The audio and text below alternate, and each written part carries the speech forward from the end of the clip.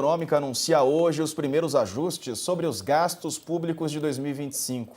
Houve o anúncio agora há pouco e o ministro dos Transportes, Renan Filho, já havia antecipado algumas medidas, por exemplo, o congelamento de mais de 31 bilhões de reais das despesas do orçamento e a elevação do imposto sobre operações financeiras, o IOF. O contingenciamento de 20 bilhões e o bloqueio de mais de 10 bilhões de reais fazem parte do primeiro relatório bimestral de receitas e despesas apresentado neste ano. O documento orienta as diretrizes para a distribuição de gastos entre os ministérios e órgãos dos três poderes, enquanto o contingenciamento é a alternativa para a falta de receitas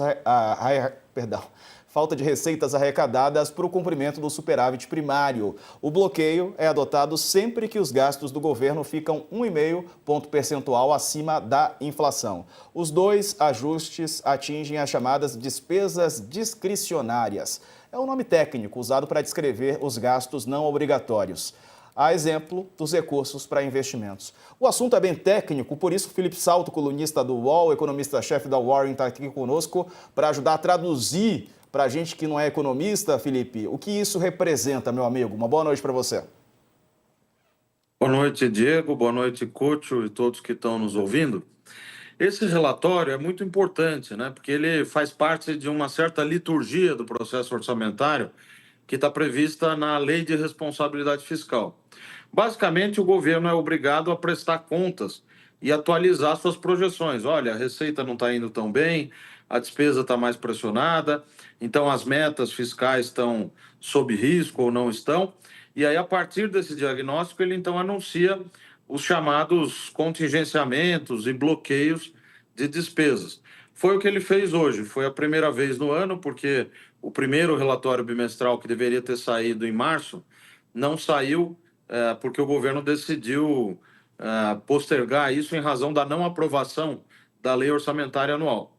O que dá para a gente ler desse corte de 31,3 bilhões é que é um anúncio positivo, mostra o comprometimento do Ministério da Fazenda, do Planejamento e do governo em geral com a entrega de um compromisso fiscal mínimo, que é a meta zero, né, de resultado primário, ainda que usando aquela banda inferior de déficit de 31 bilhões, e também deixando um pedaço significativo dos precatórios de fora pela decisão judicial do Supremo, né, que permite excluir esses precatórios. O corte de mais de 30 bi, na nossa conta aqui na Warren, ele é suficiente para entregar esse objetivo mínimo. Então, é uma notícia positiva. O único problema, e a gente pode discutir em seguida, é que também foi anunciado hoje o aumento do IOF.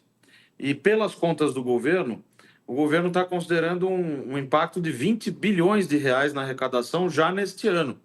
Isso pode estar superestimado, pode representar um risco para essas contas que foram apresentadas hoje pelo governo federal. Felipe, acho que o Couto tem pergunta também. Fala, Couto. É uma coisa que me chamou a atenção nisso, que o anúncio do corte de 31 bilhões, congelamento, foi feito pelo Renan Filho, ministro dos Transportes. Não é mais um caso de bagunça no governo, de falta de comunicação, de seriedade. Um assunto como esse veio a público pelo ministro dos Transportes. Como é que você viu isso? Bem colocado. Eu acho isso uma grande confusão. Foi uma boa palavra que você usou, porque quem tem que anunciar qualquer assunto importante, ainda mais um assunto dessa importância na área econômica, é o ministro Fernando Haddad e a ministra Simone Tebet, que cuida também da pasta do orçamento. Então, por isso foi marcada a coletiva, por isso os dois ministros, o que não é usual, confirmaram presença e participaram dessa coletiva. Normalmente são os secretários, né, das duas pastas que fazem essa divulgação do relatório, mas dada a importância e o efeito que esse anúncio poderia ter, como teve no mercado, eles participaram. Aí vem o outro ministro que não tem nada a ver com o peixe e anuncia antes, sem detalhe e tal. É claro que, como era uma notícia positiva, até acabou ajudando, mas a coisa do IOF prejudicou, porque aí o mercado começou a especular o que ia ser exatamente de medida do IOF, que setores que iam ser afetados.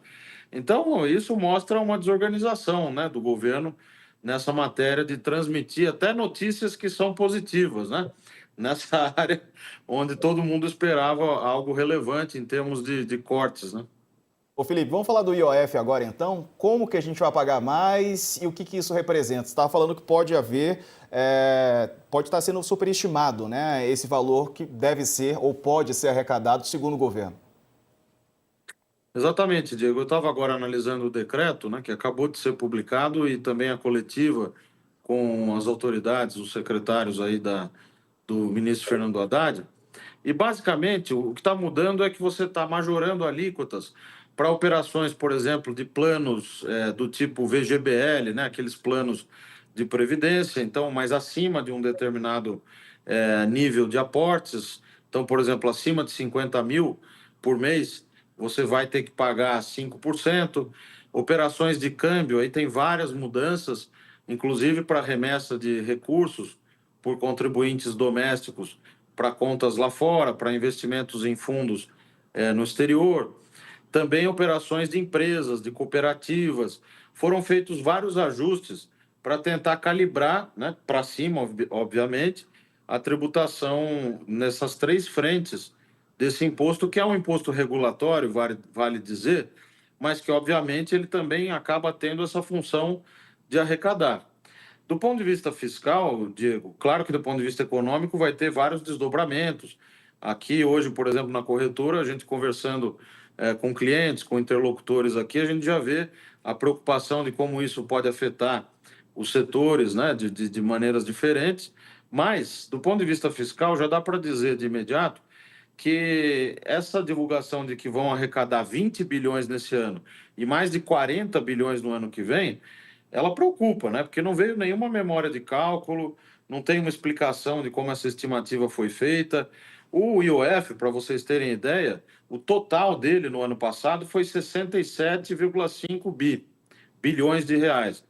O governo está dizendo que vai arrecadar mais 20 nesse ano.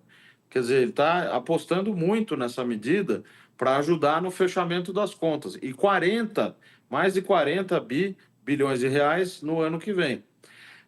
Na divulgação do relatório bimestral, a receita projetada pelo governo, toda a arrecadação que ele prevê com tributos, impostos, taxas, contribuições, multas, ele fez uma grande revisão. Porque, como o secretário da Receita, Robson Barreirinhas, explicou na coletiva mais cedo, havia ali um volume grande de receitas atípicas que estavam previstas e que eles acharam melhor retirar. A gente aqui mesmo no UOL fez esse alerta, né, de que tinha lá quase 170 bilhões de reais de receitas, por exemplo, com a medida das transações tributárias, do CARF e outras.